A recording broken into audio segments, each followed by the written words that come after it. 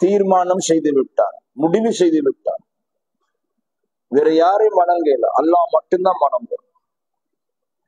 அந்த தீர்மானத்தோடு அடுத்த தீர்மானம் என்ன? வபில் வாலிதைனி இஹ்சானா, பெற்றார்களோடு ரொம்ப உபகாரமாக நடந்து கொள்ளுங்கள், உபகாரமாக பண்பாக நடந்து கொள்ளுங்கள்.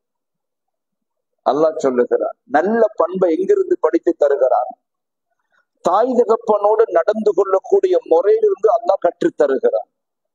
வபில் வாலிதைனி இஹ்சானா, பெற்றார்களுக்கு உபகாரமாக நடந்து கொள்ளுங்கள். இதையும் அல்லாஹ் தீர்மானித்து விட்டான். அல்லாஹ்வைத்தான் வணங்கணும்.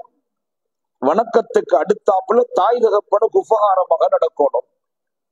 சொல்லிவிட்டு சொல்லுகிறான், இம்மா யப்லுகன்ன இந்தகல் கிபர அஹதுஹுமா அவ் கிலாஹுமா ஃபலா தகுல் லஹுமா உஃபின் வலா தன்ஹருஹுமா வகுல் லஹுமா கௌலன் கரீமா. அல்லாஹ் சொல்லுகிறான், பண்பாடுகளை சொல்றான். இம்மா யப்லுகன்ன இந்தகல் கிபர அஹதுஹுமா அவ் கிலாஹுமா, உங்களுக்கிட்ட தாய் தகப்பன் இரண்டு பேருமோ அல்லது இருவர்கள்ல ஒருவரும் வயோதிபத்தை அடைந்து விட்டார்கள். தாய் தகப்பன் உங்களுக்கிட்ட வயோதிபத்தை அடைந்து விட்டார்கள், ஒருவரோ அல்லது இருவரும். அல்லாஹ் சொல்ற, வயோதிபத்தை அடைந்து விட்டார்கள் என்று சொன்னாலேயே நான் ஒரு வாலிபனாக இருப்பேன், நான் திருமணமாகி இருப்பேன், எனக்கு மனைவிகள் பிள்ளைகள் இருப்பார்கள். அல்லாஹ் சொல்லுகிறான், உங்களுக்கிட்ட உங்களோட பெற்றோர்கள் வயோதிபத்தை அடைந்து விட்டார்கள். இப்ப நான் வாட்டசாட்டமாக இருக்கிறேன், நல்ல தொழில் செய்து நல்ல தொழில் அதிபராக இருக்குகிறேன், அல்லது நான் பல பிசினஸ்கள் செய்யக்கூடிய ஒருவனாக இருக்குகிறேன். ஏதோ எனக்கிட்ட உலகத்தினுடைய பல தகமைகள் வந்து விட்டது. அல்லாஹ் சொல்லுகிறான், உன்னை பெற்றெடுத்த தாய் தகப்பன் உன்னிடத்தில் வயோதிபத்தை அடைந்து விட்டார்கள், உன்னிடத்தில் முதுமையை அவர்கள் அடைந்து விட்டார்கள். வலா தகுல் லஹுமா உஃப், அல்லாஹ் சொல்றான், சீ என்று மனநோக பேசாதே. பண்பாடுகள், தாய் தகப்பட பார்த்து ஷீ என்று பேசாதே, உஃப் என்று பேசாதே. வலா தகுல் லஹுமா உஃப், உஃப் என்று பேசாதே, ரெண்டு எழுத்து பேசாதே, மனநோக நடந்து கொள்ளாதே. வலா தகுல் லஹுமா உஃப் வலா தன்ஹருஹுமா, அவர்களை விரட்டி விட வேண்டாம், ஒதுக்க வேண்டாம், ஓரமாக்க வேண்டாம், தள்ளிவிட வேண்டாம். அப்படின்னா வலா தன்ஹருஹுமா, விரட்டி விடாது. இதுக்கு நிறைய விளக்கங்கள். ஊட்ட விட்டு விரட்டுறது உண்டு, உள்ளத்தால் அவர்களை விரட்டுறது, சேர்க்கிறது இல்லை, இணைக்கிறது இல்லை. அல்லாஹ் சொல்றான், வகுல்லஹுமா வகுல்லஹுமா கௌலன் கரீமா, அந்த ரெண்டு பேரோடும் சங்கையாக பேசுங்கள், அழகாக பேசுங்கள், சங்கையாக பேசுங்கள். வகுல்லஹுமா கௌலன் கரீமா, கரீமாண்ட மரியாதையாக பேசு, சங்கையாக பேசு.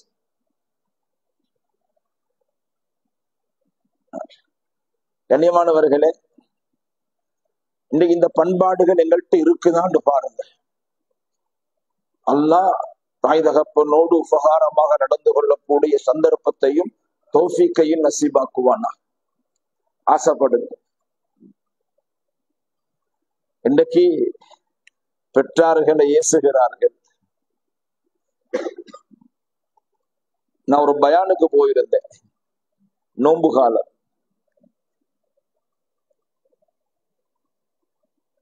பயான் முடிஞ்சதுக்கு பின்னால் ஒரு பெண்மணி சொல்லி அனுப்பியிருந்தா ஆதரத்தோட கொஞ்சம் பேசணும். நான் சொன்னேன், என்னையோட பேச கஷ்டம், போன்ல பேச சொல்லுங்க, இல்லைன்னா நேரடியாக பேசணும். யோசிச்சேன், பரவாயில்லை, வர சொன்னேன். அவவும் ஒரு வெக்க சுபாவம் உள்ள ஒரு தாய், சிவருடைய பள்ளி சிவருடைய அந்த பக்கமாக தாய் இருந்து ஹதரத் பேசினான். என்னம்மான்னு கேட்டேன்.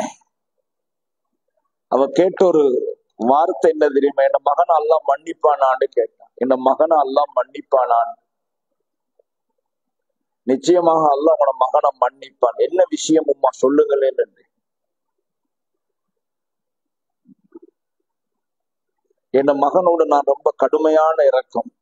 எனக்கு ஒரே ஒரு மகன். இப்ப அவன் என்ன வெறுக்கிறான், என்னோடு இணைகிறான் இல்ல, என்னோடு பேசுறான் இல்ல, என்னோடு கோபிக்குகிறான், சண்டை பிடிக்கிறான், கடினமான முறையில நடந்து கொள்கிறான். திருமணம் செய்து விட்டான்.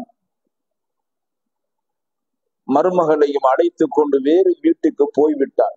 ரொம்ப கவலை. புள்ளைய நினைச்சு நினைச்சு நினைச்சு எனக்கு தூக்கம் போகுதில்லை. உண்மைதானே அது?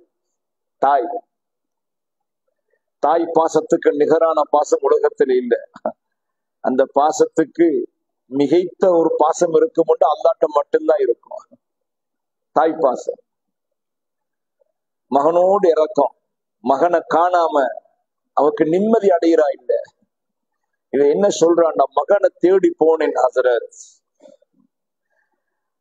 அவன் இருக்கிற வீட்டுக்கு போனேன், வாசலுக்கு போனேன், கதவை தட்டினேன், மகான் என்று கூப்பிட்டேன்.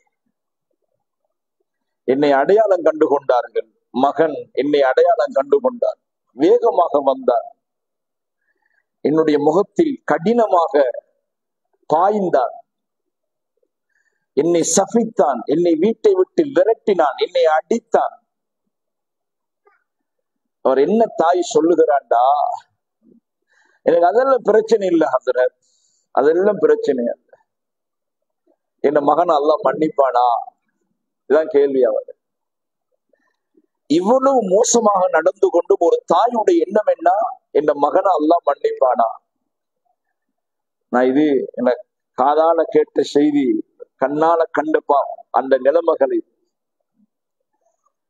இன்றைக்கு தாய் தகப்பனுடைய மனதை நோவடிப்பது இது ஒரு சாதாரணமான குற்றம் அல்ல, பெரும் பாவம். பெரும் பாவம். பெரும் பாவம். அல்லாஹ் சொல்லுகிறார். இன்றைக்கு இது மாதிரியான நிறைய நிகழ்வுகள், ஒன்று ரெண்டு அல்ல,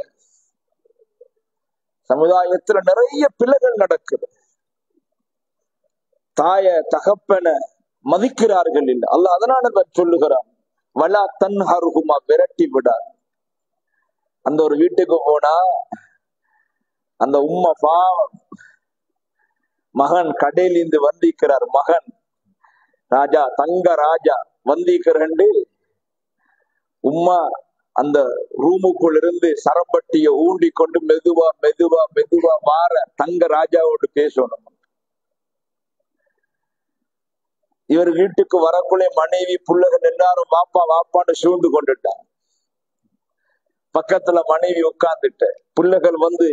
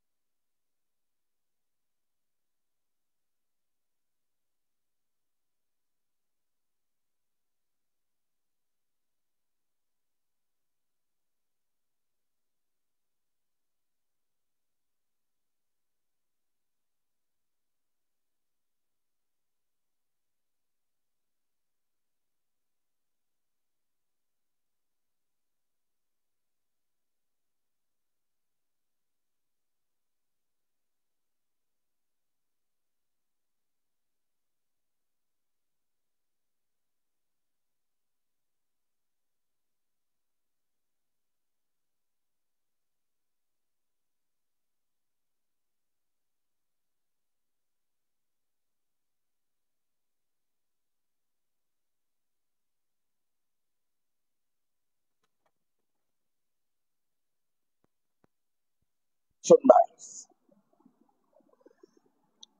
ஒரு முதிய மனிதரை வீட்டை விட்டு வெளியில போடுகிறார்கள். மகன் வீட்டுக்கு வந்ததோடு பொண்ணு அந்த மருமகள் சொல்லுகிறாள், உங்களோட வாப்போட என்ன வாழவே இயலாது, உங்களோட வாப்போட என்ன இருக்கிறது சரியான கஷ்டம். அவர் ரொம்ப கரைச்சல் கொடுக்கிறார். மகனும் மருமகனும் முடிவெடுக்கிறார். ஒரே கரைச்சல் வாப்பவால விரட்டுவ விட்ட விட்டு, பாப்பா நீங்க போங்க, இதுக்கு போற வீட்டுக்கு வரவாங்க, உங்களுக்கு எத்தனை தடவை சொன்னாச்சு, நீங்க அமைதியாக முறையாக வீட்டுக்குள் இருக்கிறீங்க இல்ல, போங்க வெளியே. விரட்டி விட்டா. கொஞ்சம் கூதலான நேரம், கொஞ்சம் கூதலான காலம் நடுங்கி கொண்டு அந்த முதியவர் வெளியில போறார். கொஞ்சம் சாமான தூக்கி கொண்டு போறார். போய் பேமெண்ட்ல படுங்க. மருமகளுக்கு கொஞ்சம் இறக்கம் வந்துட்டு, மாமாவை பார்த்துட்டு கொஞ்சம் இறக்கம். இவர் போய் பேமெண்ட்ல படுப்பாரு. பெட்ஷீட் ஒன்று கொண்டு போறாரு இல்லையே, சின்ன தம்பியை கூப்பிட்டீங்க வா. அந்த ரூம்ல போய் ஒரு கம்பல் இருக்குது, கம்பல் அப்படின்னா மூல் பெட்ஷீட், அந்த கம்பல் எடுத்து கொண்டு வா, அப்பாவுக்கு கூடு. அப்பா கம்பலால போட்டி படுப்பாரு. இந்த தம்பி போன தம்பி காணல. என்னடா இந்த தம்பி வரல இவ்வளவு நேரமா? தம்பி சுருக்கமாவே கொஞ்சம் இருங்கம்மா வாரேன். கொஞ்ச நேரத்துக்கு பிறகு வந்தா, கம்பலை சுத்தி கொண்டு வந்தா, கொடுத்துட்டு அவசரமா ஓடி ஓடி போய் அப்பாட கையில கொடுத்துட்டு வாரா. இந்த அம்மா கேட்டாவா, அடே அந்த ரூம்ல இருக்கிற பெட்ஷீட் எடுக்கிறதுக்கு இவ்வளவு நேரமா உனக்கு? எவ்வளவு நேரம்? இல்லம்மா, அந்த பெட்ஷீட்டை விரிச்சு பார்த்தேன், கம்பலை விரிச்சு பார்த்தேன், பெரிய கம்பலாக இருந்துச்சு, நான் அதை ரெண்டா வெட்டினேன். அப்பாவுக்கு பாதி கொடுப்போம், அப்பாவுக்கு அரைவாசி. அநியாயண்டா, அரைவாசியை வெட்டினா. இல்லம்மா, ஒரு நாள் நான் உங்களை வெளியில் அனுப்பும் பொழுது மற்ற அரைவாசியை உங்களுக்கு தந்து அனுப்புவதற்காக வைத்திருக்கிறேன். ஒரு நாள் உங்களை நான் வெளியில போடும் பொழுது அந்த அரைவாசி உங்களுக்கு தருவேன். இது ஒரு கதை, ஒரு கதையாக இருந்தாலும் யதார்த்தம் அதுதான். கமா ததீனு துதான், நீ நடக்கிறது போல நடத்தாட்டப்படுவாய். கண்ணியமானவர்களே, பண்பாடுகள் எப்பயுமே தாயோடு தகப்பனோடு. இன்னைக்கு தாய் தகப்பன் மதிக்கப்படுவது ரொம்ப குறைந்து விட்டது. எனக்கு நான் ஒரு யோசனைவான, முதியோர் இல்லம் கட்டவானம், முதியோர் இல்லங்கள்ல எங்கட முதியவர்களை சேர்க்க வானம் என்ற பயான நாங்க பண்றோம். ஆனா நேத்து முதநாத் எனக்கு ஒரு யோசனை வந்துச்சு, முதியோர் இல்லம் ஒன்று கட்டி இந்த முதியோர்களுக்கு புகலிடம் கொடுப்போம் என்று. ஏனென்றால் முதியோர்கள் அவ்வளவு சிரமப்படுகிறார்கள், வீட்டுக்குள்ள கஷ்டப்படுகிறார்கள், மனம் நொந்து நொந்து வாடுகிறார்கள். அல்லாஹ் மன்னிக்கணும். ஒரு இடத்துக்கு போன நோயாளிய பாக்குறதுக்கு, எங்க உங்களோட பாப்பா அந்த பக்கத்துல அந்த அந்த அறையில போங்க. அந்த அறைக்குள்ள போனேன், இது கஸ்துல போனேன், ஜமாத் வைத்து. அந்த அறைக்குள்ள போகும் பொழுது சிறுநீர் வாசம், யூரின் வாசம். என்னை உட்கார சொன்னாங்க. கொஞ்சம் அருவருப்பாக இருந்துச்சு, எப்படி உட்கார்றது. ஒரு பிளாஸ்டிக் புட்டுவம் இருந்துச்சு, உட்கார்ந்தேன். பெரியவங்க எப்படி சுகமாயிக்கிறீங்களா? அல்ஹம்துலில்லாஹ் பரவாயில்லை, சுகத்தோடு இருக்கிறேன்.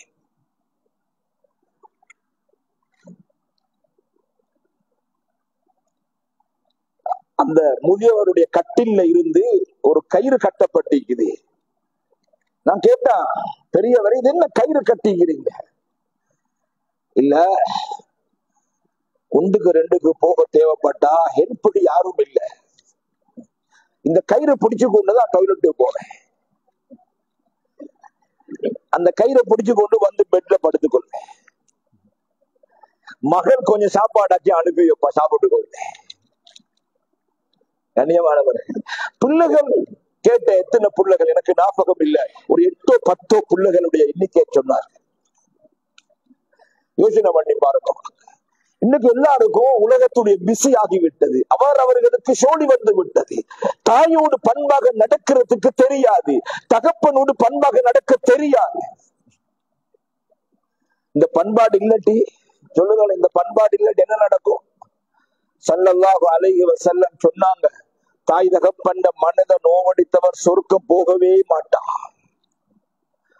தாய் தகப்பன் மனதை நோவடித்தவன அல்லாஹ் பார்க்க மாட்டான், அல்லாஹ் அவர்களோடு பேச மாட்டான், அல்லாஹ் அவர்களை தூய்மைப்படுத்த மாட்டான், அவர்கள் சொர்க்கத்துக்கு நுழைய மாட்டார்கள்.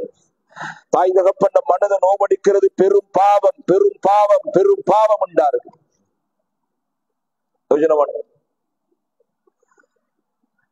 அது ஒரு தலையங்கம்.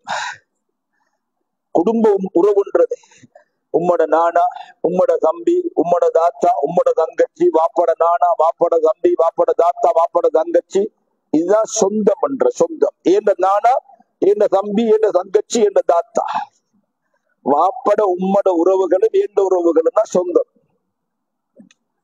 நெருங்கின சொந்தம் என்று. இவர்களோடு எப்படி நடக்கணும்? இன்னைக்கு நிறைய இடத்துல கோபம், நிறைய இடத்துல கோபம், நிறைய இடத்துல சண்டை சச்சரவுகள், சின்ன சின்ன விடயங்களுக்காக வேண்டி வேற்றுமகள், சின்ன சின்ன விடயம். பண்பாடுகள் பண்பாக நடக்கணும். மாமவ, சாச்சாவ, பெரியப்பவ, பெரியம்மாவ எப்படி மதிக்கணும்? என் வாப்ப உம்மா மதிக்கிறது போல மதிக்கணும். என் வாப்போட உறவுகள், என் உம்மாவோட உறவுகள் இது. ஸல்லல்லாஹு அலைஹி வஸல்லம் சொன்னார்கள், லா யதுகுலுல் ஜன்னத கத்தா, குடும்பங்களை துண்டித்து வாழ்றவர் சொர்க்கம் போக மாட்டாங்க. சொல்லி போட்டு சொன்னார்கள் ஸல்லல்லாஹு அலைஹி வஸல்லம், இஸ்லாத்துடைய பண்பாடுகள் என்று சொல்லும் பொழுது என்ன பண்பாடுண்டா, சில்மன் கத்தாக், சேர்ந்து வாழ்பவர்களை சேர்ந்து வாழ்வது இஸ்லாம் அல்ல, அது மனிதாபிமானம். அவங்க என்னையோடு சேர்ந்தாங்க, நானும் சேர்ந்தேன். அவங்க எங்கள்கிட்ட வராங்க, நாங்களும் அவங்கள்ட்ட போறோம். அவங்க எங்களுக்கு ஹெல்ப், நாங்களும் அவங்களுக்கு ஹெல்ப். இது சொன்னார்கள். இது இஸ்லாம் அல்ல, இது மனிதாபிமானம், மனித நேயம். இது இஸ்லாம் உண்டா? இஸ்லாம் உண்டா? சில்மன் கதா, துண்டிச்சவன சேர்ந்து வாழ்வது இஸ்லாம். அவங்க எப்பயுமே எங்களை வெற்ற, எங்களை சேர்க்கிற இல்ல, எங்களுக்கு ஒரு பங்கனுக்கும் சொல்ற இல்ல, எங்களை கணக்கெடுக்கிற இல்ல. இப்ப நாங்க அவங்களை சேர்க்கணும், நாங்க அவங்களை கணக்கெடுக்கணும், நாங்க எங்கட சாப்பாட்டுக்கு அவங்களை கூப்பிடணும். சொன்னார்கள் ஸல்லல்லாஹு அலைஹி வஸல்லம், சேர்ந்து வாழ்பவனை சேர்ந்து வாழ்வது இஸ்லாம் அல்ல, துண்டித்து வாழ்பவனை சேர்ந்து வாழ்வது இஸ்லாம். அவங்க துண்டிக்கிறாங்க, நான் சேர்ந்து வாழணும், இதுதான் இஸ்லாம், இதுதான் பண்பாடு. சொன்னார்கள், உனக்கு அநியாயம் செய்தவன் நீ மன்னி. விளங்குது அவங்களோட பாடம்? மன்னிக்கிற எப்படியா? ஹாஜி, நான் தவறு செஞ்சிட்டேன், என்னைய மன்னிச்சுக்கோங்க. செஞ்சது அவர் அநியாயம், நான் அல்ல. அவர்தான் அநியாயம் செஞ்ச, எனக்கு அவர்தான் எனக்கு அநியாயம் செஞ்ச. ஸல்லல்லாஹு அலைஹி வஸல்லம் சொன்னாங்க, உனக்கு அநியாயம் செஞ்சவன மன்னி வைத்து, நான் உங்களுக்கு அநியாயம் செஞ்சுட்டு மன்னிச்சுக்கோங்கல்ல, அவர் தான் எனக்கு அநியாயம் செஞ்ச, நான் போய் ஆஜி பிரச்சனை இல்லை, நாங்க மன்னிச்சுக்கொள்ளும், சந்தோஷமா வாழ்வோம், ஒற்றுமையோடு வாழ்வோம். இஸ்லாம் தான். இஸ்லாம் என்ன? உனக்கு அநியாயம் செஞ்சவனுக்கு மன்னிப்பு கொடு. இன்னும் சொன்னார்கள், உனக்கு மோசம் செய்தவர்களுக்கு நலவு செய். உனக்கு மோசம் செய்யறாங்க, உனக்கு மோசம் செய்யறவர்களுக்கு நலவு செய். அவங்க எப்பயுமே உங்களுக்கு எதிராகத்தான் செயல்படுற, உங்களுக்கு ரோங்காகத்தான் யோசிக்கிற, உங்களுக்கு எல்லாமே எதிரியாகத்தான் உங்களை பாக்குற. இஸ்லாம் என்ன சொல்லுதுண்டா, உனக்கு உபகாரம் செய்யாதவனுக்கு, உனக்கு அநியாயம் செய்தவனுக்கு உனக்கு மோசம் செய்தவனுக்கு நலவு செய். நாலாவது சொன்னார்கள், உனக்கு தராதவனுக்கு கொடு. உனக்கு தாரல அவங்க, நீ குடுமை. இதுதான் இஸ்லாம் சொன்னார். தந்தவனுக்கு அத்தத்துக்கு கத்தம் கொடுக்கிறது அது இஸ்லாம் அல்ல, அது மனித நேயம், மனித பண்பு. அவங்க எனக்கு தந்தாங்க, நாங்க அவங்களுக்கு கொடுத்த. அவங்க பெருநாளுக்கு எங்களுக்கு சாப்பாடு தந்தாங்க, நாங்க அவங்களுக்கு பெருநாளுக்கு சாப்பாடு கொடுத்த. இது சில நேரங்கள்ல அந்நிய மக்கள், நீங்க அந்நிய மக்களோடு சேர்ந்து வாழ்ற நேரம் அவங்களோட பெருநாளுக்கு ஏதாவது உங்களுக்கு ஒரு பிஸ்கட்டையோ பணியாரத்தையோ வாழைப்பழத்தையோ கொண்டு வருவாங்க. நீங்க எப்பயுமே யோசிக்கிற எப்படி தெரியுமா? இன்னின் ஆட்கள் எல்லாரும் எங்கிட்ட விட்டு கொண்டு வந்தாங்க, நாங்க அவங்களுக்கு கொடுக்கணும், சோறாக்கி கொடுக்கணும். இது எப்படியே மனிதாபிமானம். அவங்க தந்தத்துக்கு நாங்க கொடுக்கிறேன், அவங்க தந்தத்துக்கு. இஸ்லாம் சொல்லுது அதல்ல. இஸ்லாம் 4 பண்பை சொல்லுகிறது. ஒன்னு சொல்லுகிறது, துண்டித்தவனை சேர்ந்து வாடி. சில்மன் கத்தாக், அநியாயம் செய்தவனுக்கு மன்னிப்பு கொடு. அநியாயம் செய்தவனுக்கு மன்னிப்பு கொடு. மூணாவது, உனக்கு மோசம் செய்தவர்களுக்கு நலவு செய். நாலாவது, உனக்கு தராதவனுக்கு கொடுத்துவாங்க. இதான் இஸ்லாம். இதுதான் மனிதா, இதுதான் இஸ்லாமிய பண்பாடு. நல்ல குணம் என்றது இதுதான். இஸ்லாமிய நல்ல குணம் என்றது இதுதான். நல்ல குணம், நல்ல குணம். இந்த தன்மை எங்கள்கிட்ட எல்லார்ட்டையும் வந்தா மாஷா அல்லாஹ், எங்களோட ஊரு 100க்கு 100 வெளிச்சமான ஊராக மாறும்.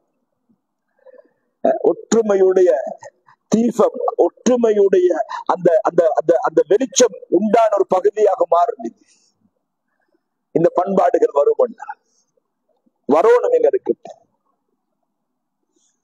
கண்ணியமான சகோதரர்களே, இந்த பண்பாடுகள் எங்கள்கிட்ட இல்லாம நாங்க கோபித்து கொண்ட மாமையோடு கோபம்.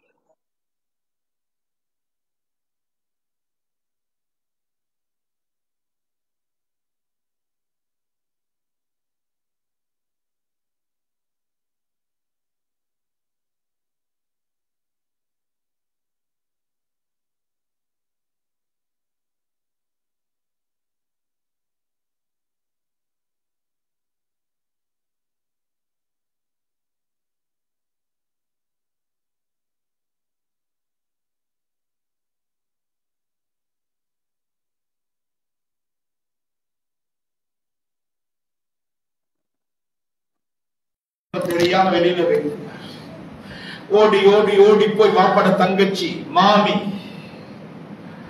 மாமிட்ட போய் மன்னிப்பு கேட்டு அழுது புலம்பி, மாமி என்னைய மன்னிச்சுக்கோங்க, எங்களுக்கு கோபமா இருக்கும். மன்னிப்பு கேட்டு உறவுகளை வளர்த்து கொண்டு விட்டு திரும்ப மஜ்லிஸுக்கு வந்து உட்கார்ந்தார்.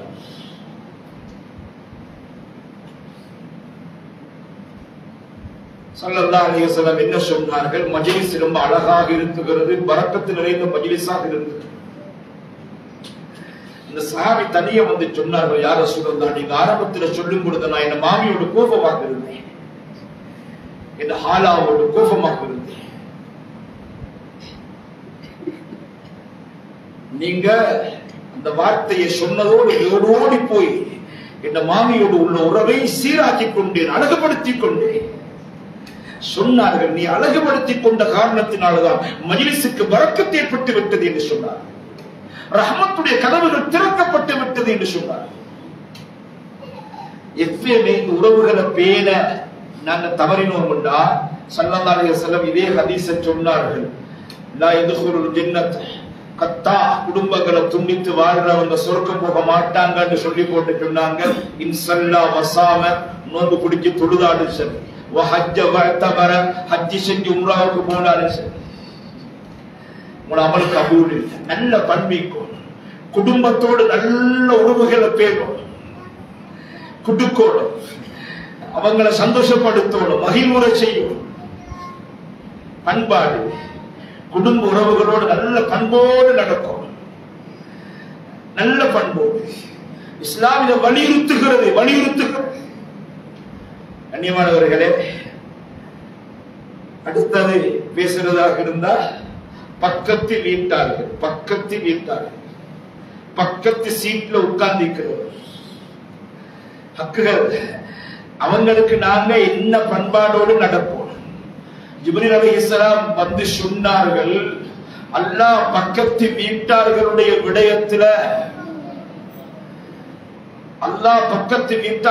விடயத்துல சில சட்ட திட்டங்களை, சில முறைகளை அறிமுகப்படுத்துவதை பார்க்கும் பொழுது வராசத்து சொத்துல, அனந்தர சொத்துல பக்கத்து வீட்டார்களுக்கும் ஒரு பங்கு கொடுக்க வேண்டி வருமோ என்று நான் அஞ்சுகிறேன் என்றார்.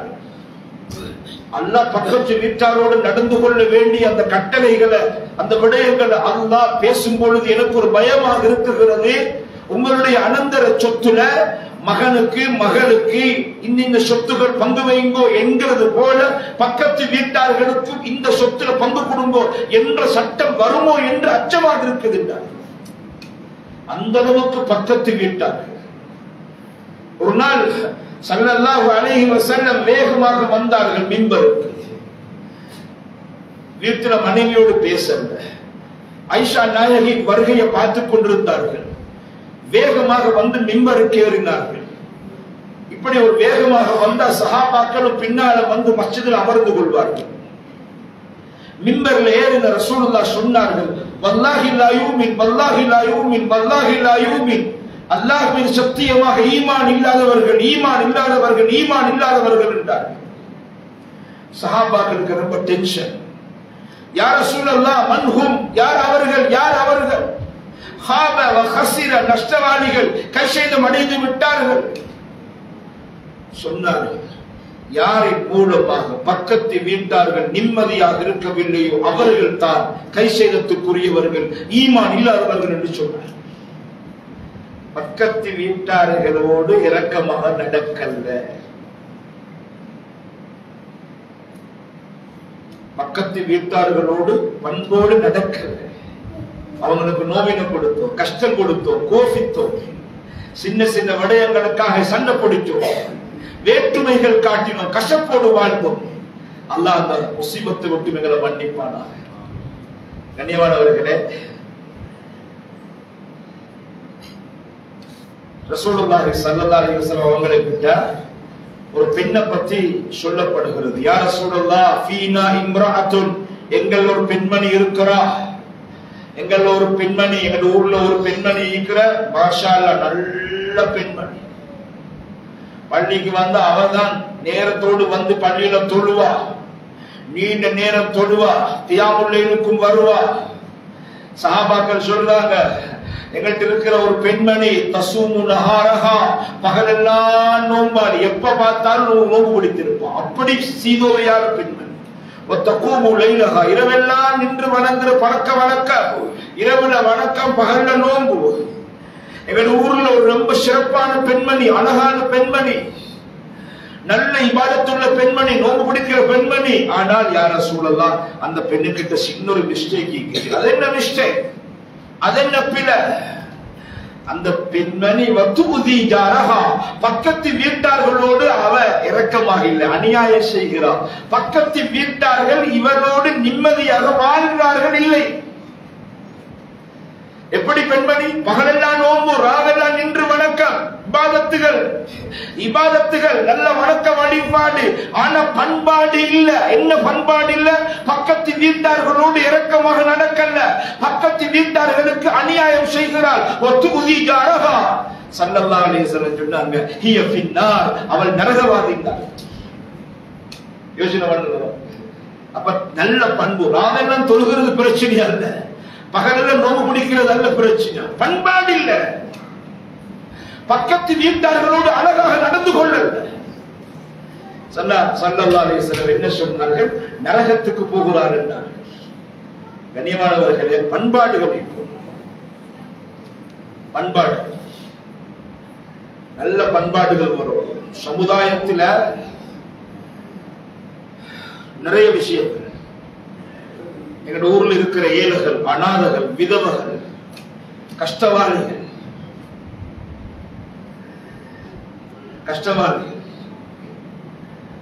விதவர்கள் பராமரிக்கப்படும், அநாதைகள் பராமரிக்கப்படும்.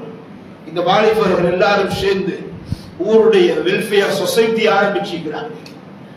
நல்ல ஒரு ஏற்பாடு, சிறப்பான ஏற்பாடு. அல்லாஹ் அவர்களுக்கு இஹ்லாஸ நசீபாக்க. நல்ல முயற்சிகள்.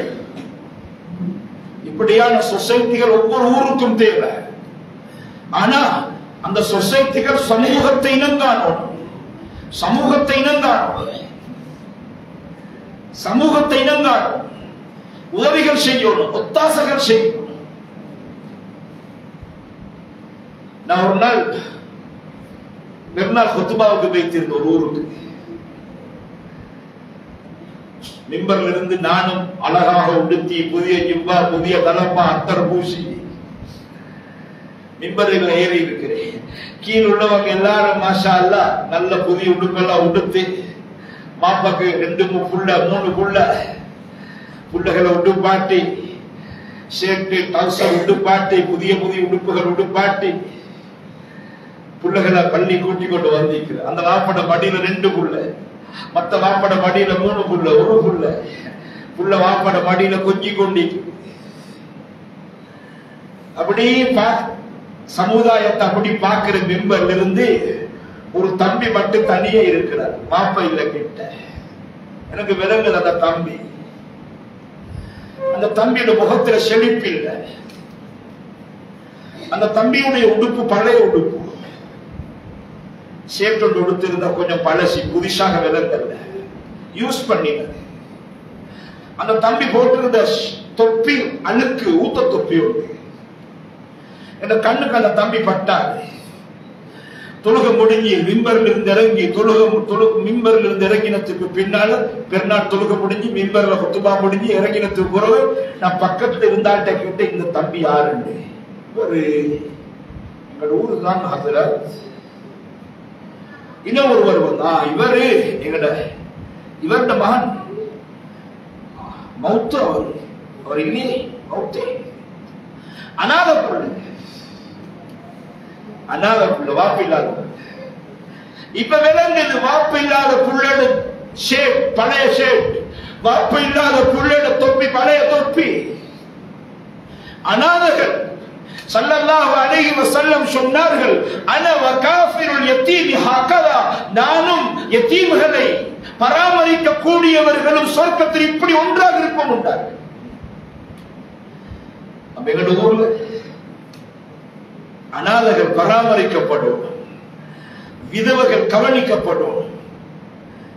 ஒரு நாள் சகோதரர் இருக்கிறார், அவர் ஒரு பயணம் போறார். ஆஜி எங்க போற? அவசரமா கொழும்பு போறேன். என்ன செய்தி?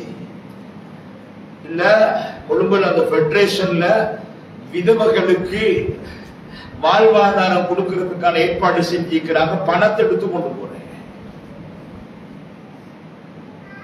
அப்ப பணத்தை எடுத்து கொண்டு போறேன்.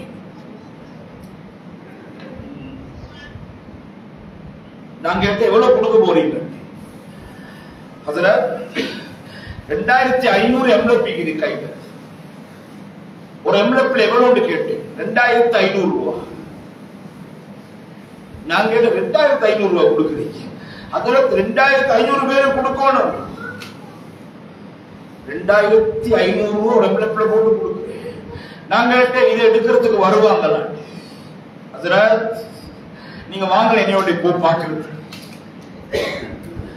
அந்த உம்மா வந்து 2500 ரூபாய் எடுத்து விட்டு ஆனந்த கண்ணீர் வடிச்சு கையேந்தி நிறைய நேரம் துவா செய்றா. அவ என்ன சொல்றாண்டா, எங்கட சுயமான சொந்த வேலைகளை செஞ்சு கொடுத்துக்கு 100 ரூபாய் கையில பணம் இல்லை. ஒரு விதவை தாய், ஒரு 40 வயதுங்கிற ஒரு விதவை தாய் இந்த பணத்தை எடுத்துட்டு ஆனந்த கண்ணீர் வடிச்சு துவா செஞ்சு போட்டு அவர் ரகசியமாக 2500 ரூபான்னு பெரிய தங்க பெரிய 2.5 லட்சம் கிடைச்ச மாதிரி ஒரு சந்தோஷத்துல போறான். என்ன சொல்றாண்டா, எனக்கு உடம்புக்கு உள்ள வைக்கிற அந்த ரத்தத்தை கட்டுப்படுத்துற அந்த விடயத்தை வாங்கிக் கொள்றதுக்கு கூட பணம் இல்லை, கையில பணம், கஷ்டப்படுறேன். ரொம்ப சந்தோஷம். உதாரணத்துக்கு பாருங்க, விதவைகள் தன்னுடைய கவலைகளை முடக்கி அடக்கிக் கொண்டு வீட்டுக்குள் இருக்கிறார்கள். அந்த விதவைகளுக்கு வாழ்வாதாரம், அந்த விதவைகளுக்கு உபகாரம். யோசனை ஒன்று ரெண்டு அல்ல.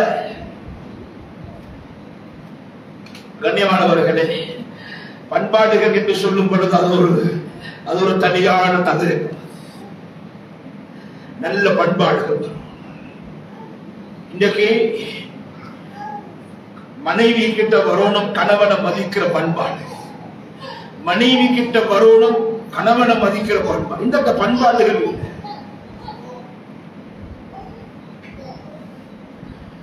எனக்கு இன்னும் ஞாபகம் மீறி எந்த அப்பாவும் உம்மம்மாவும், என் உம்மட உம்மாவும் வாப்பட வாப்பா,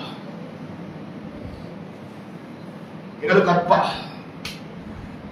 நாங்க சின்ன வயதுல வாப்பம்மா உம்மம்மா விட்டு போனா அப்பட ரூம், அப்பட காமரா, மண் காமரா, கட்டில் ஒன்று போட்டி. எங்களோட உம்மம்மா எங்களை போக விடவே மாட்டான். அப்பட காமரா, போவானம், கட்டில் ஏறவானம், அப்பட கட்டில் ஏற விட மாட்டா. உம்மம்மாவுக்கு யார் அப்பா? தனது கணவன், தனது கணவன் கட்டில், கணவன் உடைமைகள் மதிக்கப்படணும். பிள்ளைகளுக்கு சொல்லிக் கொடுக்கிற அப்பட கட்டில், என் ஹஸ்பண்ட கட்டில், அது அழகா ஈக்கோணும். இன்னைக்கு அந்த பண்பாடுகள் நீக்குதா? ஸல்லல்லாஹு அலைஹி வஸல்லம் இதெல்லாம் சொன்னாங்க, பண்பாடை சொல்லி தந்தாங்க. ஒரு மனைவி கணவனை மதிக்கணும். எவ்வளவு மதிக்கணும்? அல்லாஹ் ஒரு படைப்பு இன்னொரு படைப்புக்கு சுஜூது செய்வதை அனுமதிப்பதாக இருந்தால் நான் இந்த பெண்களுக்கு சொல்லுவேன், உங்களுடைய கணவன்மாருக்கு சுஜூது செய்வோம்.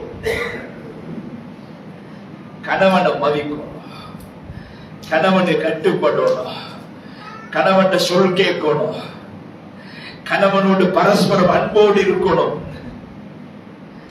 இன்னைக்கு நிறைய கணவன்மார் எப்படின்னா, மார்க்கண்டா அப்படித்தான், ஹசரத் மார்க்கண்டா அப்படித்தான். போன கிழமை ஒரு ஆள் கோல் பண்ணினார், ஹசரத் என்ன செய்யறேன்னு விளங்குதில்லை ஹசரத், பிரச்சனையின் காரணமாக நான் அந்த பஜார்ல பள்ளியில 4000 கொடுத்து ரூம்ல இருந்தேன். என் மனைவி புள்ளகளும் வந்து என்னைய கரைச்சல் பண்ணினாங்க, வாங்க வீட்டுக்கு செலவுக்கு தாங்க. திரும்ப போனேன் ஹசரத், திரும்ப வந்து பாருங்க 2 கிழமை நான் வீட்டுக்குள்ளே இருக்கிறேன். இப்ப நான் கடையில இருந்து வருகிறேன், கூலி வேலை செய்யறவர் கடையில இந்த வீட்டுக்கு வரேன், வீட்டுடைய கதவை மூடி என்னைய வெளியே போட்டுறாங்க, அனுப்புறாங்க, என்னைய வீட்டுக்கு எடுக்கிறாங்க. ஹசரத் இப்ப எங்க போக அழுகுறாங்க. இன்னக்குள்ள பண்பாடு சீர்கெட்ட பண்பாடுகள் சமுதாயத்துல. இது ஒரு பக்கம் அல்ல, 2 பக்கம் இருக்கு, 2 பக்கம். நான் இன்னும் ஒரு உதாரணம் சொல்றேன்.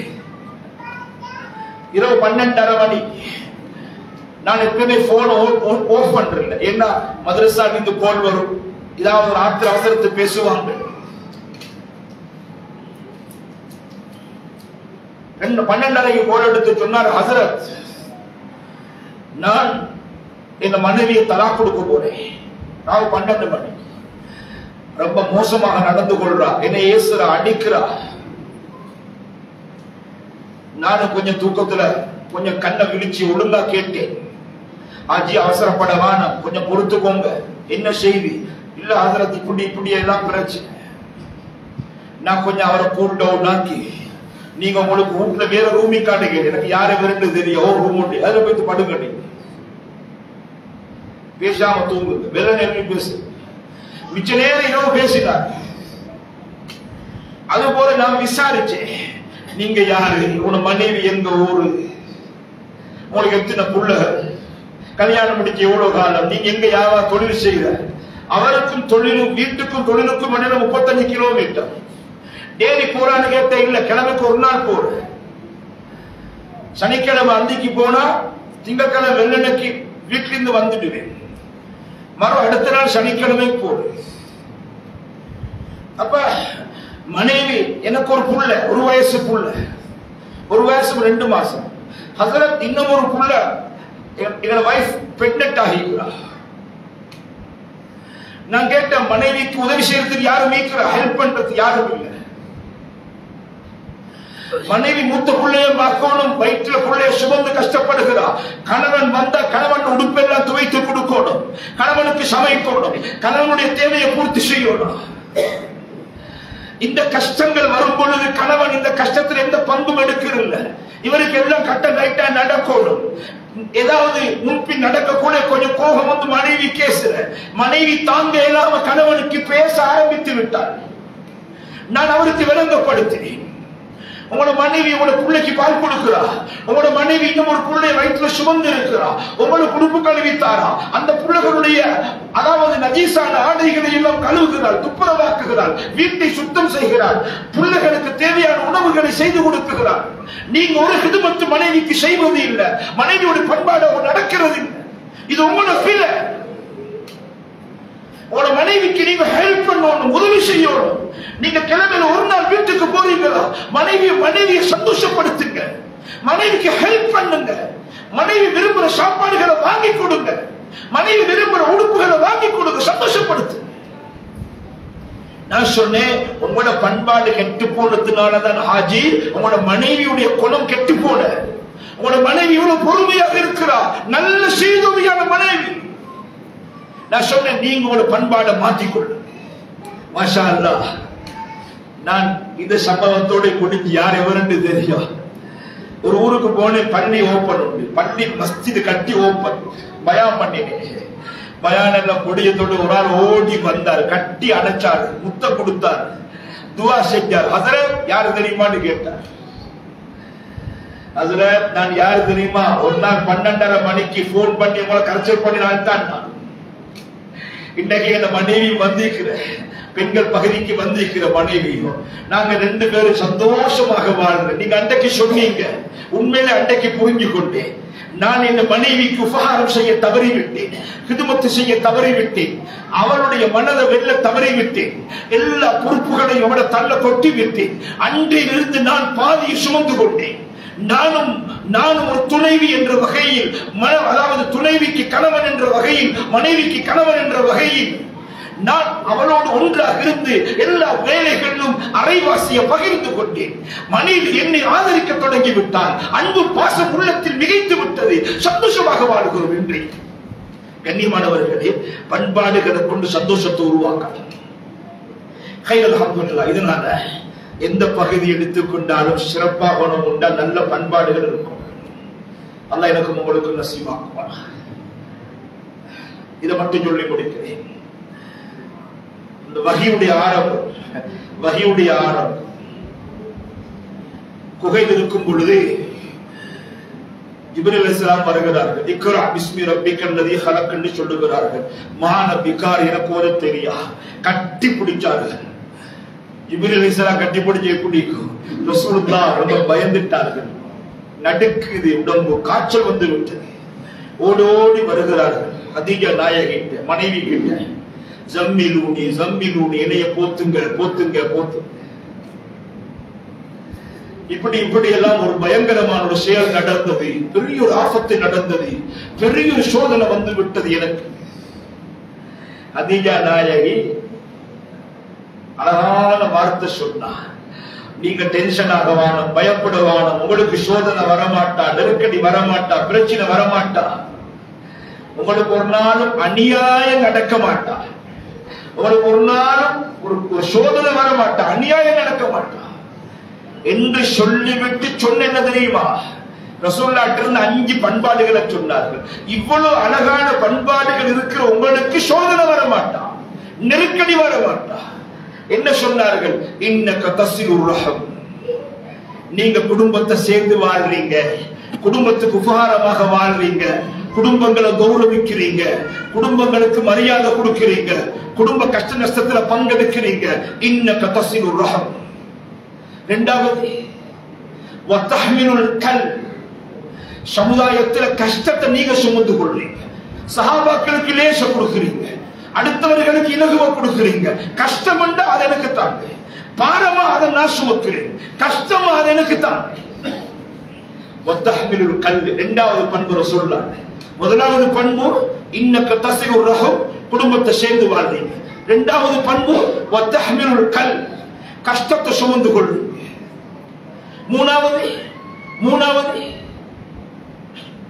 மூணாவது சொன்னார்கள் வத்துகுரியுல் லைஃப், விருந்தாளிகள் உபசரிக்கிறீங்க, விருந்தாளிகள் உபசரிக்கிறீங்க. இன்னக தஸிலுர் ரஹம் வத்தஹ்மிலுல் கல் வதக்ஸிபுல் மஅதூம். மூணாவது சொன்னார்கள் என்னன்னா, நீங்க சம்பாதிக்கிறதே இல்லாதவனுக்கு கொடுக்கிறதுக்கு.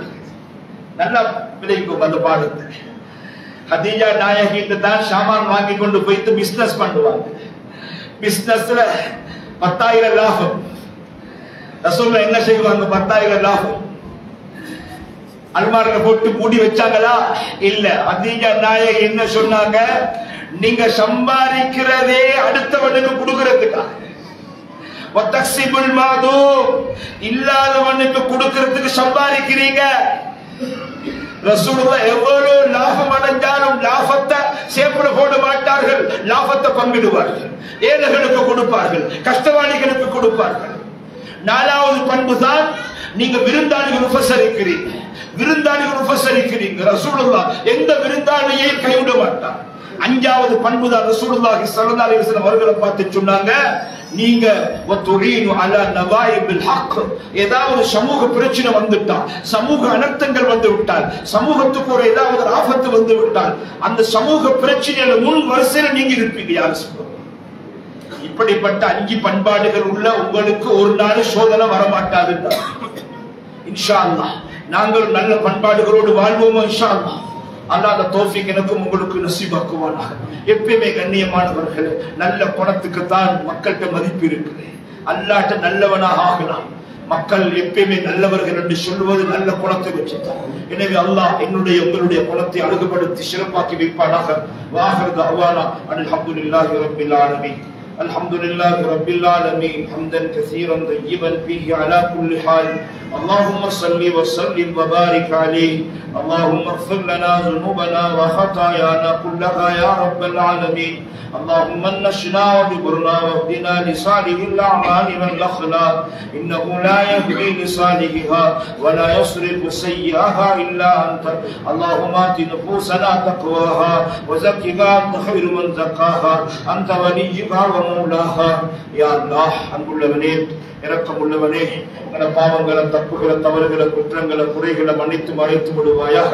நம் அனைவர்களையும் பொருந்திக் கொள்வாயாக. உன் பொருத்தத்தோடு வாழ்ந்து உன் பொருத்தத்தோடு மரணிக்கக்கூடிய பாக்கியத்தை நசீபாக்குவாயாக. யா அல்லாஹ், யா அல்லாஹ், இறுதி முடிவு அழகாக்கி வைப்பாயாக. யா அல்லாஹ், யா அல்லாஹ், நன்மையான கருமங்கள், ஆசை, ஆர்வத்தை தாயா அல்லாஹ், பாவமான கருமங்களை, வெறுப்பைய கசப்பையும் உண்டாக்கிறியா அல்லாஹ். யா அல்லாஹ், எங்களை குணத்தை அழகாக்கிடுவாயாக. அல்லாஹ், தாய் தகப்பனோடு ரொம்ப உபகாரமாக நடந்து அவர்களுடைய துவாவுக்கு எங்களை ஆளாக்குவாயாக. அல்லாஹ், யா அல்லாஹ், உறவுகளோடு அழகாக நடந்து அந்த உறவுகளுடைய துவாவுக்கு எங்களை ஆளாக்குவாயாக. யா அல்லாஹ், பக்கத்து வீட்டார்களோடு சிறப்பாக நடந்து கொள்ளக்கூடிய பாக்கியத்தை தாயா அல்லாஹ். யா அல்லாஹ், குடும்ப விடயங்கள்ல ரொம்ப அழகாக குடும்ப வாழ்க்கையை அமைத்துக் கொள்வதற்கு தௌஃபீக் செய்வாயாக. யா அல்லாஹ், பண்பாடுகளை தாயா அல்லாஹ். யா அல்லாஹ், நம் அனைவர்களையும் பொருந்திக்கோ. யா அல்லாஹ், இந்த ஊரை கபூல் செய்து யா அல்லாஹ், இந்த மஸ்ஜிதை கபூல் செய்து யா அல்லாஹ், இந்த ஊருக்கு கையில முடிவு செய்வாயாக. யா அல்லாஹ், வாலிபர்கள் யா அல்லாஹ் ஒரு சொசைட்டி ஆரம்பித்திருக்கிறார்கள். யா அல்லாஹ், நலம்புரி சங்கம் என்ற தலையங்கத்தில் சமூக சேவை பிரிவு உருவாக்கி இருக்கிறார்கள். யா அல்லாஹ், யா அல்லாஹ், அந்த சமூக சேவை பிரிவு அழகுபடுத்துவாயாக. யா அல்லாஹ், மேன்மைப்படுத்துவாயாக. யா அல்லாஹ், அவர்களுக்கு நல்ல சிந்தனைகளை ஏற்படுத்துவாயாக. யா அல்லாஹ், உங்கள் ஊருக்கு உதவியாக இருந்து செயல்படக்கூடிய தௌஃபீக் அவர்களுக்கு நசீபாக்குவாயாக. இந்த ஊரை பொருந்திக் கொள்வாயாக. 100க்கு 100 தொழுகையாக உள்ள ஊராக மாற்றி அமைப்பாயாக. கைர்கள் நிறைந்த ஊராக கபூல் செய்து கொள்வாயாக. யா அல்லாஹ், இந்த ஊரில் இருக்கக்கூடிய நோயாளிகளுக்கு ஆஃபியத்தை கொடுப்பாயாக. யா அல்லாஹ், இந்த பகுதியில் இருக்கக்கூடிய நோயாளிகளுக்கு ஆஃபியத்தை கொடுப்பாயாக. யா அல்லாஹ், யா அல்லாஹ், பலர்கள் நோயாளிகளாக கஷ்டப்படுகிறார்கள் யா அல்லாஹ், நோயாளிகளாக சிரமப்படுகிறார்கள் யா அல்லாஹ், சிலர்கள் ஹாஸ்பிட்டல் இருக்கிறார்கள் யா அல்லாஹ், ஆஃபியத்தை கொடுப்பாயாக யா அல்லாஹ், ஆரோக்கியத்தை கொடுப்பாயாக யா அல்லாஹ். யாரெல்லாம் முதியவர்களாக இருந்து கஷ்டப்படுகிறார்களோ யா அல்லாஹ், அவர்களுடைய யா அல்லாஹ் முதிய வயதில் இரக்கம் காட்டுவாயாக யா அல்லாஹ், பண்பு காட்டுவாயாக யா அல்லாஹ், அன்பு காட்டுவாயாக யா அல்லாஹ். அவர்களை சிறப்போடும் உயர்வோடும் கண்ணியத்தோடும் வாழ வைப்பாயாக யா அல்லாஹ். நம் அனைவர்களையும் புரிந்து கொள்வாயாக யா அல்லாஹ். இந்த ஊருடைய கஷ்டவாருடைய கஷ்டத்தை நீக்குவாயாக யா அல்லாஹ். யா அல்லாஹ், சிரமத்தோடு வாழக்கூடிய மக்களுடைய சிரமத்தை நீக்குவாயாக.